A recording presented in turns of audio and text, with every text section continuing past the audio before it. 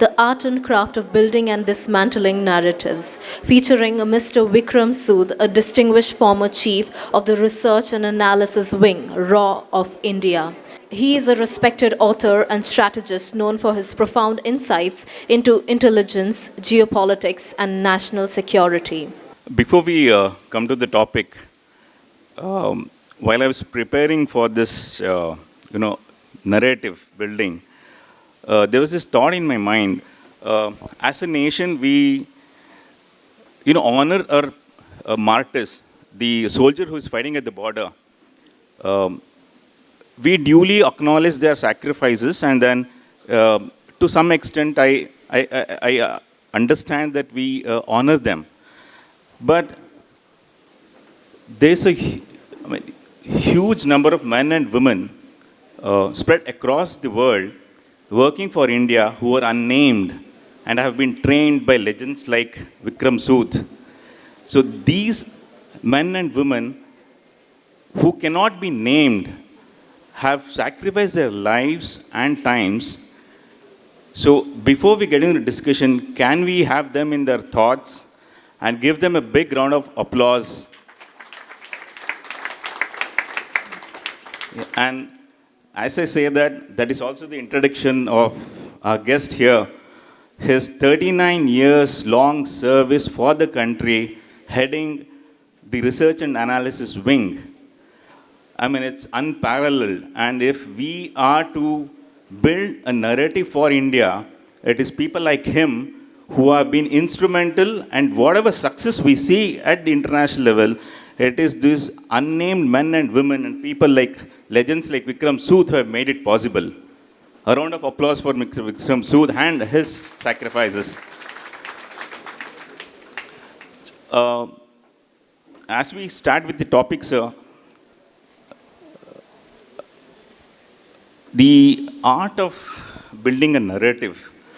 If I want to start with the fundamentals, like how do we identify a narrative as a commoner? The reason I ask is the recent examples, the narratives which we have been part of, willingly or unwillingly.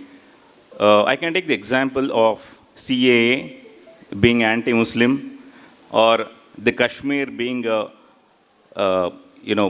issue of human rights. These are the narratives which have been going across the world. While we tell a story for ourselves within, the truth is the narrative across is somewhere different. So how, as we commoners, identify a narrative, and if you can take us through the tools or the methods used. In the book you have obviously mentioned about the source. It could be the United States, or of late being China. But how do we identify narrative with some of the latest examples of which how we have been victims of it? That's where I would like to start, and along with your opening remarks, sir. Thank you, Prashanth, for your comments. Special thanks for mentioning the unnamed spy who's done his service for the country and gone. Narratives is something that I got intrigued with when I was still working, when I saw that how nations let out a story in the newspapers, in the media, and saying, this is what's going to happen next. This is the likelihood. This is an agreement that was made at a discussion. And a week later, or 10 days later, 15 days later, you find that the thing has come to reality. That means they decided in their discussions that Iraq will attack Iran, and there was a huge discussion, and the key point was Iraq is likely to win. Okay, and it is announced in the media. So that reaches Baghdad, And 10, 15 days later, you find that the Iraqi troops have crossed into Iran. This is about 1980, 81, when the Islamic Republic had happened and the Shah had been overthrown, and the West was desperate to get Iran back into their fold. And they wanted the Islamic Republic to be dismantled, and they thought this would be one way of doing it. So that's what I would call a short-term situational narrative. For the time being, I need this narrative. After that, doesn't matter. It's taken away. Then you had the same thing in Bush's time. You had them saying, he's got WMDs, he's got Al-Qaeda, he's got this, that, blah, blah, blah, and then the Iraq war started. These are, never mind the facts, never mind the details, this is what you want to be done and this is what we will get done. That's one aspect of the thing. But similarly, there are attacks on us. There are attacks on us, and I'll explain why this might be happening to us these days, and it will happen more and more in the future. That is that while we are a democratically elected government, all through, we've never had a dictatorship. Well, there are two views about that, but it was all democratically elected leadership. But the growth of the Indian economy hurts many vested interests in the world. After all, we got just one globe, we got X number of people, we got X amount of resources. Now, if India is going to be a competitor for the same resource as we are, as the West is, then how will they survive? So, it's good for India to be democratic. It is good for India to be a market or to be a resource country. But it cannot be allowed to become a major industrial hub for the world. So, you pick up issues that will bring you down. CAA is a part of that overall scheme. That pull him down, pull this chap down, otherwise he'll be a nuisance to us 10 years, 15 years down the line. CAA, Article 370, which is the other one you mentioned. These are issues that are our own. This only concerns us. It doesn't matter to them if CA is implemented or not. It doesn't concern them. It doesn't concern them if Article 370 is implemented. But it hurts the Indian system because it divides. And when it divides, that suits. It slows things down.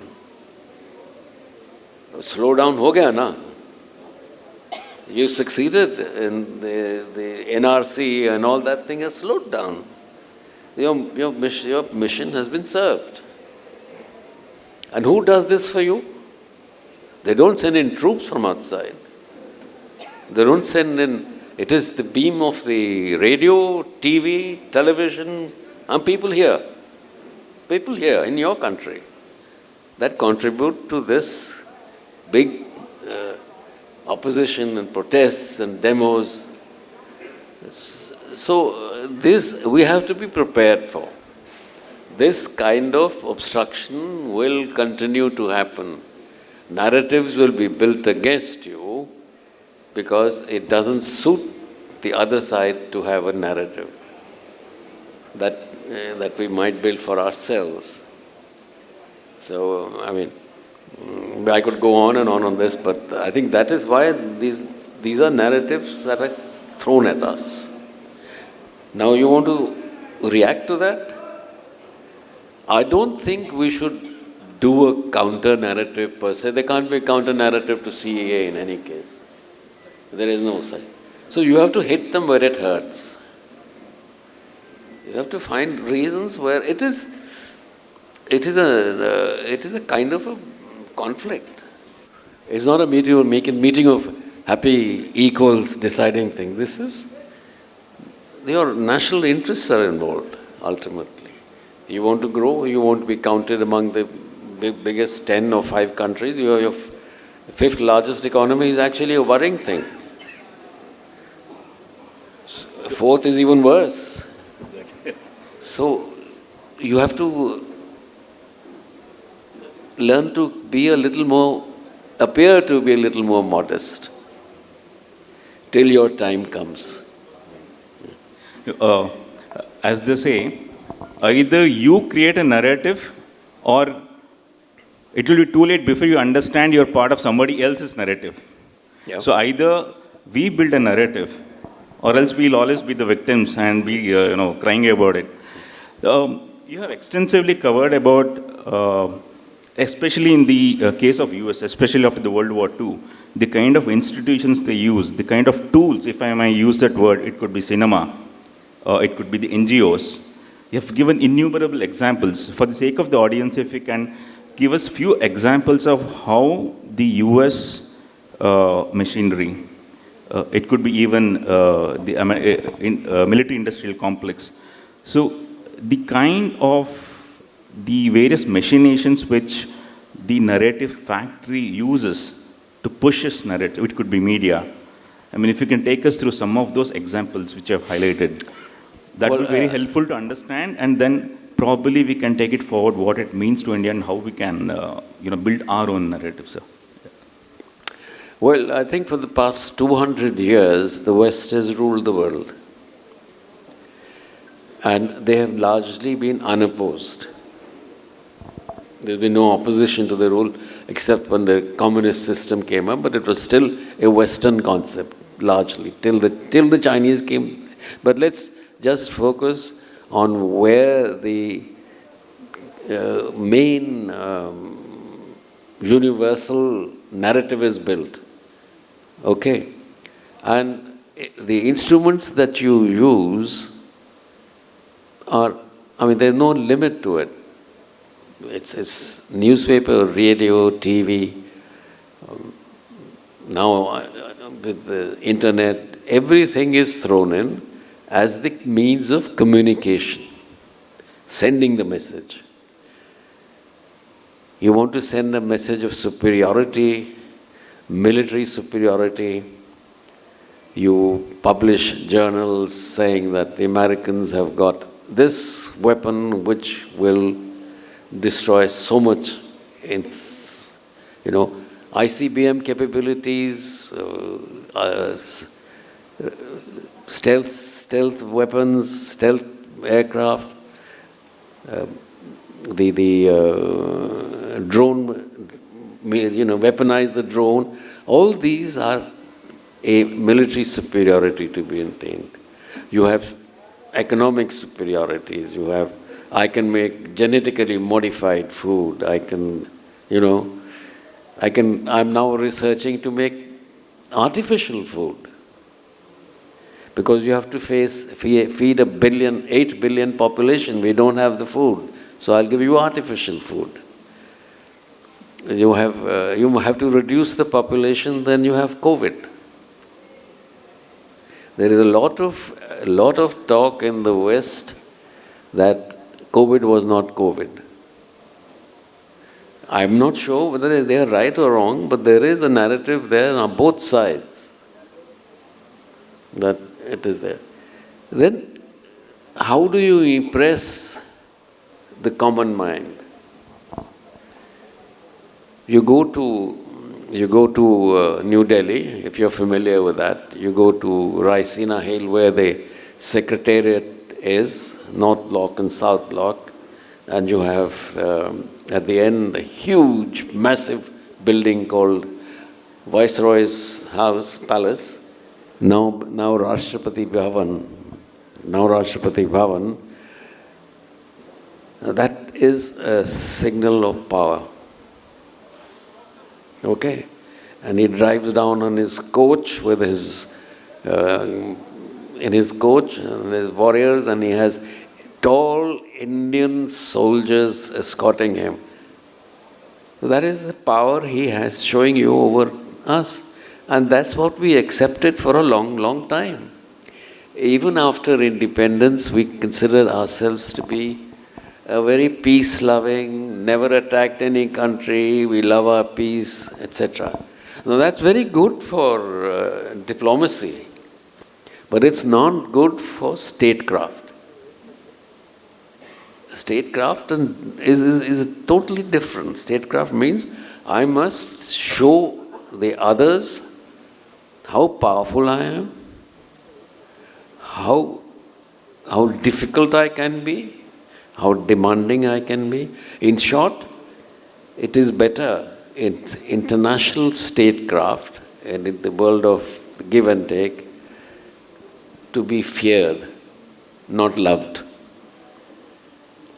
So we have to learn that tactic. This is in my interest and I will do it. I'm not going to counter every time you say something to me, I will counter you my way. And I will use the same tools that you have used. Only I will use them better because I don't now have to rely on the newspaper and so on and so forth. I have the social media. And the next phase should be that you have your data yourself, not anywhere else. But that time will come. But at the moment, we are going to get more narratives thrown at us. Narratives are something not based on truth. Narratives are something based on a perception of truth. How they make you perceive that truth. We now have kind of an idea, thanks to again social media, the kind of narratives that have been thrown at us. But there's one thing which grabbed my attention in the book. The Indian image in recent years has diminished. This has also been because some vested interests within the country have fed this negativity abroad. So this is an anathema, especially in the case of India. So whatever narrative we are going to build, we have to take this into consideration. So, yeah. I mean, how do you foresee, like, not just building institutions, we have such snakes in the backyard kind of thing, you know. So how do we handle that? Who are already, willingly part of a narrative which is anti-India, which is against the Indian interests. So. You have these kinds of people in all countries. So either you waste them out, see them out. There is no other way you can deal in a democracy like this. You know, America was built by the rich. America was built by the Rockefellers and the Carnegies. It was not built by by the bureaucrats or the politicians. They came later. And America is still ruled by this class. So we have to incorporate a different kind of vested interest in our rise.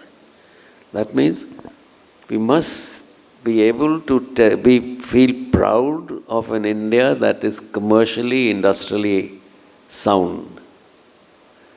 And you have to rope in, institutions, massive institutions like Bollywood. Bollywood, yes, the theatre. Bollywood was, like Hollywood, was used extensively by the Pentagon, by the CIA, for making movies that showed them as the good guys and the better guys and the powerful guys who can demolish anything. One soldier was good enough for 20. So even if you had a failure, you made out a film which pretended to show that they had actually won. Just on a lighter note, every superhero is from the US and every alien lands in the US and they save the world. Yes. Right? Yeah, that kind of narrative. And we enjoyed those movies in our youth. Yeah, we grew up in the age of Superman and Tarzan, for instance. And Tarzan was going around the African continent saving His Majesty's government from this Kaiser fellow. And Superman was the nice neighborhood guy who's actually saving America all the time, or Americans. So those are narratives built for self-satisfaction, for telling the world that we are so good. Come and join us and you'll be happy. The best thing that will happen to you is if you follow me, if you become like me. So you let in immigrants and see what happens. They don't want to be like you. They want what you have, but they don't want to be like you. So that's going to be a problem for them now. Now, India is rising at a time when the whole world is in a flux of a huge kind. Ukraine, Israel, Iran, Syria, Yemen, Bangladesh. There's a lot of trouble all over. There's trouble of your climate change. There's trouble of food security, race relations, the rise of Islamic radicalism. So we are rising at a time when this is taking place. Maybe they will get involved with themselves and not take too much interest in us, or maybe they will try and divert it by getting more vicious. So, as an intelligent, with my background, I would always opt for the worst option. Then you work backwards and see how I think they're going to do this to me, they're going to bomb New Delhi. Then you work backwards and say, no, nothing will happen like this, but something else, smaller, somewhere else might happen. So while we are growing, we have to be alert to the possibility that everybody is not your friend. And nobody is permanent friend in this game. Only interests are permanent. Essentially, we are on our own. You're spot on. We are on our own. You mentioned about the elites, especially in the case of US, which is a democracy. That's what they want us to believe. But in the case of Russia and China, which have picked up their own narratives, especially China, in the last 2 decades. And Russia, ever since World War II, has been fighting US. But whether it was the communist Russia or the modern China, they were not the kind of democracies which we think, which we are proud of. So, the kind of allies which the US have, we don't have that luxury. But again, there is an importance for the elites, especially the thought leaders. And this line in your book, for quite some time, India's intellectual elite was happy to see the country dependent on inputs from abroad, which would keep it backward. So that was the truth, but do you see that changing of late? And if it is true that it's been changing, what direction do you see these elite? When I say elite, not just the societal elite, but the thought leadership, the technical leadership. Do you see that they have a vision for India, or this scenario which you have described in the book is changing? Yes, there are yes and no. The present young generation, I feel, is much more self-confident about themselves than we were at that age, because we didn't have a role model. Our role model was British. They gave you the narrative of power. They gave you the narrative of strength, and that's what everybody looked at. And you aspired to be like them. But it takes time for generations to change slowly. And I find that our youngsters are more inquisitive, more knowledgeable. Of course, you can carry all your information on that cell phone, but never mind. They are always alert. So I think while there is a desire for many of us to go abroad and settle there, and we feel there is no life better than the life in America, it's a mindset. and things are not good here. That category is also there. There is also a category which is coming home, giving up and saying, no, I'll go and work in India now. This is not home. So many of us, many of our, my generation or the generation before, left for the West when they were mostly sorry for this. Mostly when they were unskilled labor. You know, they were not skilled. Now you find that the person, the boy or the girl who goes to America is a different caliber, a different category, who will contribute to their economy in a different way. After all, why do you have so many Indian CEOs of so many mega companies? That is a sign of the kind of Indian which is now going out. And I don't expect those CEOs to come back, but at least many of the others will come back. And exchange is always good. It always helps you to learn from the other's experience. Whether that can be applied here or not, that system can be applied. Our systems are different. But it is worth it. There are many who have come back for the good of the country. I mean, kind of more than the allied, what I read from whatever you said is like, it depends on the youth of the country and how they foresee a future for the country and themselves. Continuing with this, what kind of institutions do you see? I mean, the most of the institutions which build this narrative belong to different fields, whether it's media, cinema, in the NGOs or the think tanks. What kind of organizations do you foresee for India? And also why did we lack in institution building?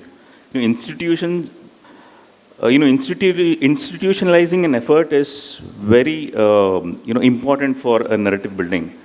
But somehow, how did we lack, and what is that we can do, especially in terms of institution building? I think this present group that I'm a guest of, the institute which has hosted me today, is an example of what we need to do for ourselves. Okay? And that is how it starts. Start small maybe, but you must have an Indian point of view, and that can come only from Indians who love the country. It won't come from anybody else. Now the American system is the big ideal to follow. But they have resources, they have money, and their whole system of working is perhaps different from ours. The Council on Foreign Relations, which sits in New York, is also known as the Foreign Office of the Wall Street. A matter of speaking, they help the Wall Street, the commercial, industrial interests to further their economic interests. And it's a powerful body which has presidents and former presidents of the United States, except I think Trump. He's not a member of that. We have the Trilateral Commission, which is England, USA, Japan, based in Brussels, I think. And then you have the Bilderbergers, a highly secret, top level. They all have hush-hush meetings every year and take a decision what they want to do in the next year or two. Sort of decide to lay down policies for themselves. And it works, because then you have a system where you're all aware that they have a free movement from the bureaucracy to the think tank to the commercial section, back to the bureaucracy, and they go around and around. Huh? We don't have that. We work in silos, and we need to break these silos. We need not follow them totally, but we need to break these silos. Because governments cannot provide jobs. Governments can only create conditions for jobs. They can give you railways, they can give you education, health, transport, roads. The jobs will come from the private sector, from mega sectors, from those who create commodities. It shouldn't, we seem to think that Sarkar ne naukari nahi di, government hasn't given us any jobs. They're not in the business, they should not be in the business of job creation. It should be the private sector. So if it's got to be the private sector, you've got to involve them with you. And we are not in the game like the Americans were of changing governments all over the world. What they do is a regime change. And regime change don't take place overnight. You have to work at it. And it could take months, years, decades, but they do it. And they do it through an agency called the National Endowment for Democracy and its affiliates. So the Americans are not really involved in changing governments, but there's this agency which does it for them. You mentioned about regime change operations. China is no different. I mean, it could be debt trap diplomacy, or the way the Russia tried to influence the world during its communist regime. One overarching narrative about these narratives which they tried to build, whether the US, Russia, or China in modern times, recent times, they wish to impose their model of the world on others. They wish to impose their narratives on the world. Now, my question is, India, when it builds its narrative, is that a model which could be an anathema for our very own civilizational ethos, which is Vasudhaiva Kutumbakam, the welfare of all, and we also follow the path of Dharma. So, do we see a dichotomy in what is required, what needs to be done, and what we are as a civilization? So, how do we balance these two? That's one civilization cannot be compared to the other. There are different values. Now, to the European, for instance, they have several languages, and all the countries are divided more or less on linguistic lines. Religion is the same, Christianity, but different countries depending on the language. The French, the Italian, the Spanish, the Portuguese, Germans, etc., etc. Here they find a country which is their size altogether and speak different languages, have more religions than they have, but they're quite happy about it. There may be the odd unhappy element, but now this is a thing they cannot figure out. EU was the last attempt at an amalgam, but it's a partial success. The Brits walked out and they are otherwise crumbling. So we are looking at two different ways of life. Dharma is good for us, but Dharma is okay. But as a statecraft, I would not advocate that. You have to be hard-nosed about it. You have to, it's my interest, that's it. Full stop. And we need not feel shy of being underhand about things. The world does it all the time. Why do you have intelligence agencies then? Don't have them. If you're peaceful and loving and everything is fine, then don't have all this. Because an intelligence agency goes only for the interest, nothing else.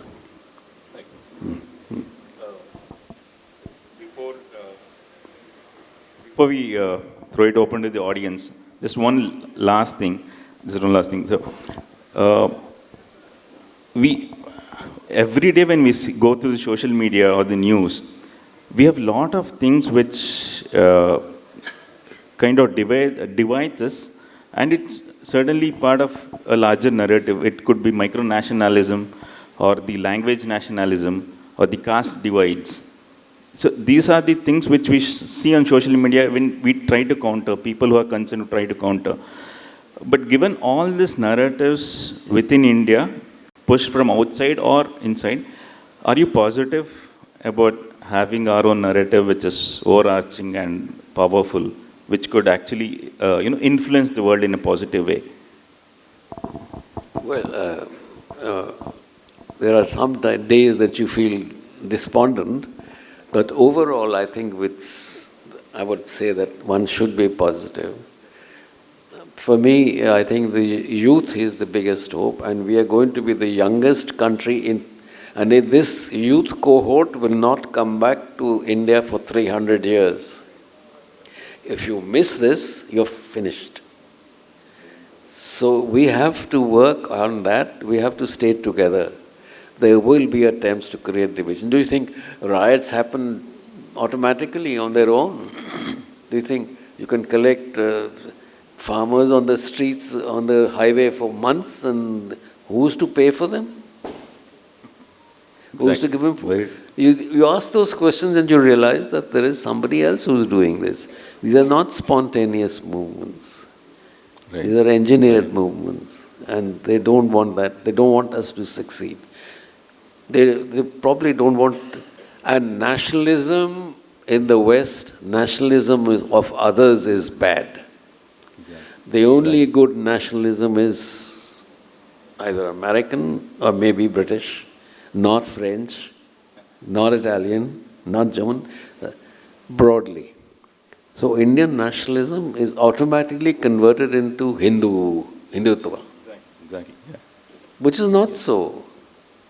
Which is really not so. And barring the officials, some of those people who have vested interests and they want to do it. Now, take the case of this Waqf land. Why was it introduced at the first go? And it has to go. It must be removed. There should be no two opinions about it. So we have to keep at it. It's not going to be easy. People will throw all sorts of things at us. The message is to be unified. So with this, I think we roughly have about 20 minutes. 20 minutes is fine. 20 minutes for the Q&A. Can I have a rough raise of hands who wish to ask some questions? Okay. So probably we can take one by one. And please, keep the questions related to the topic. Let's not get into some intelligence operations or... Yeah. So let's keep the questions to the topic and be brief in interest of time. Sood, for the clear set of, bullet points that emerged from this short interview. Thank you. I was very struck by what you said about to be feared rather than be loved. And I think even I come from a generation that has lived and sought validation from the West for everything that we're doing. How happy you are and how grateful you are and so on, So I'm going to ask you what I fear is an awkward question, but do you know when these mysterious deaths of anti-Indian elements around the world happened for a while, and it was brought up as a thing to embarrass India? But I can't prove it, but it might seem anecdotal, but in conversations I've had, it seemed that people are very happy about it, that it was happening. And my question is, now that, because of, mainly, not just Justin Trudeau, although he was an instrument in this, but it seems to have stopped. In a situation like this, going by the principle, it is better to be respected than to be validated. What do you think should be the way forward in dealing with this kind of thing when there are rogue elements that can find safe havens in these preaching countries? there is no real solution to having useful idiots in your scheme. They're always going to be there. And you just have to outwit them, outsmart them, and do things like this. Otherwise, every country has this little bunch who will go against the system just because it is fashionable to be against the system, not because it is the right thing to do. So what solutions? As you yourself said, we still seek validation from the West. If a little boy wins his tournament in France or in USA, it's headlines. The same boy wins something here, he doesn't get the same. We don't generate that self-pride adequately enough. We don't do it. And we only then revert to our past. Oh, we were so good 5,000 years ago, but we are talking about today. So unless I sing my song, unless I praise myself, who else will? I think as the saying goes that it's only when the lion gets to give his story will the truth come out. So far it's always been the hunter who tells the story. We have to do it ourselves. This lady has raised her hand quite often. Yes. Next. Good afternoon, sir. This is Veerabhadra. I am from Alvas Educational Institution, Mudbidri. My question to you is that I have heard about the credibility of RA. It has conducted so many operations in eradicating anti-national activities. Could you please tell us the stellar role of advanced technical mechanism in functioning? I don't think that can be spelled out in the open, but still I leave it to you, sir, if you want to answer. I don't think I can give you an honest answer to that.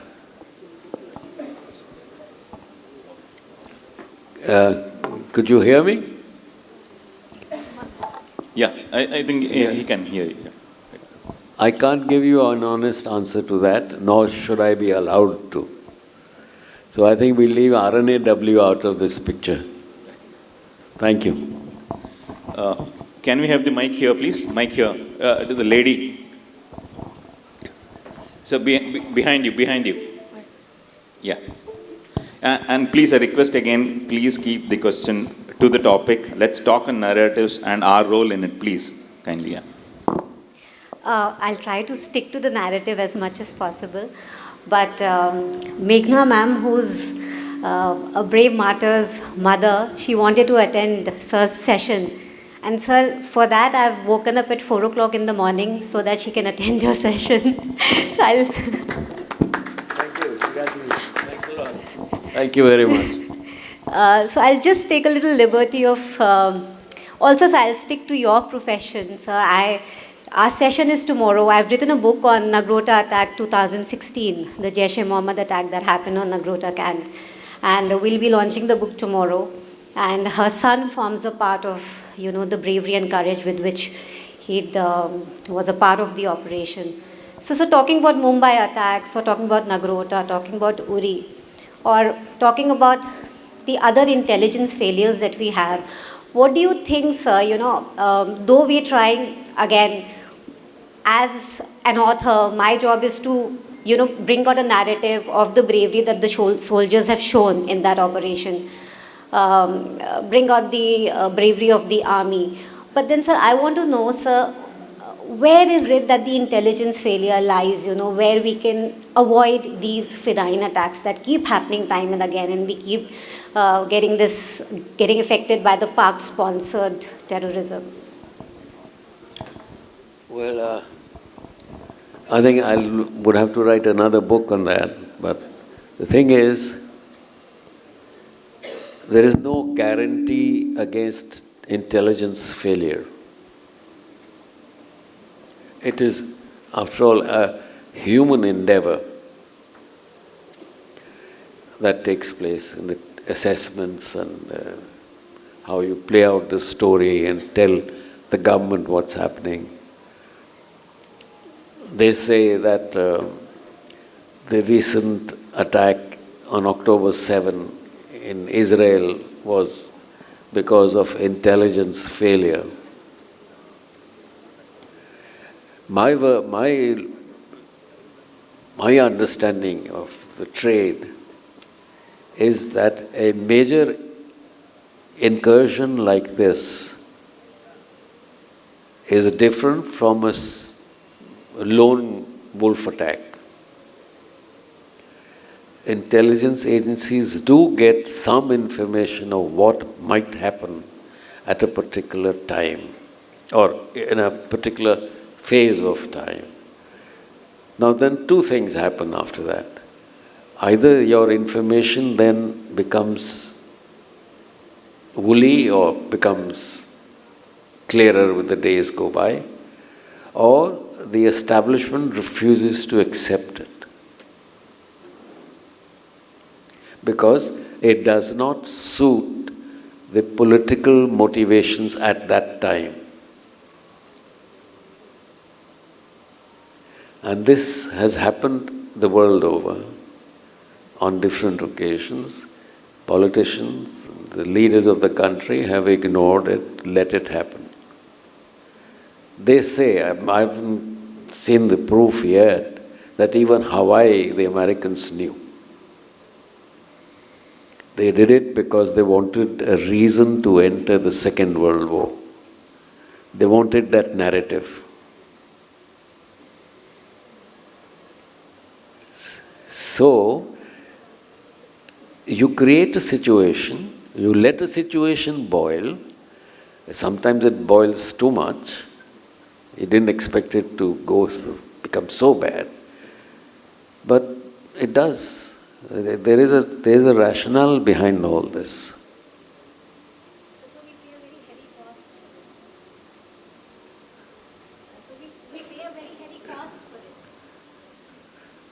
That's the way of life. That's what hard states do. If I may just adding to this question, was India aware of this, the regime change that was being planned in Bangladesh, and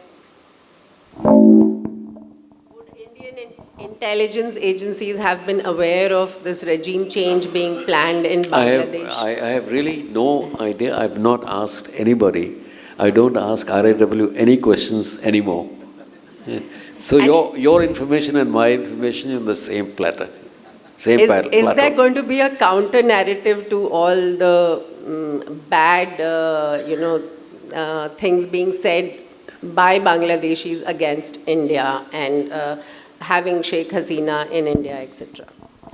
I can only give kind of a comment on this that remember August 6, 1946, Direct Action Day. That was organized by a Bengali Muslim. The ethos of the Bengali Muslim has not changed. Even Sheikh Mujibur Rahman was originally a member of the Awami Muslim League. He changed and removed the word Muslim when it suited him. It became Awami League.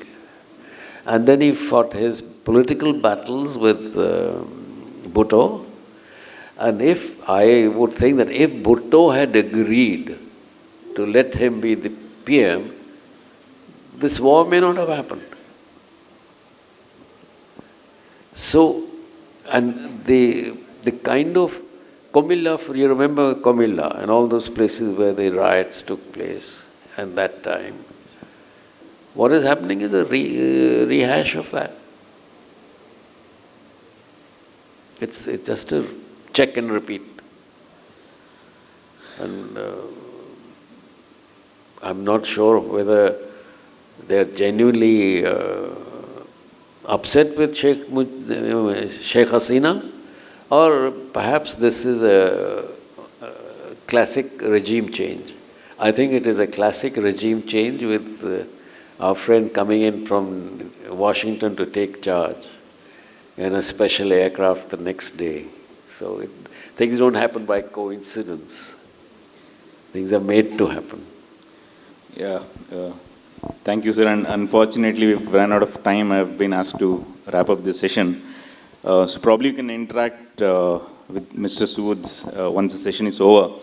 So as we wrap up, the message is, despite we being part of several other narratives, especially which is against our interests, the first starting point is to stay united. That's the biggest message of this session. We also need to be aware, have our eyes and ears open. And the starting point for that is the book by Vikram Sood, The Ultimate Goal. That's where we all need to stand.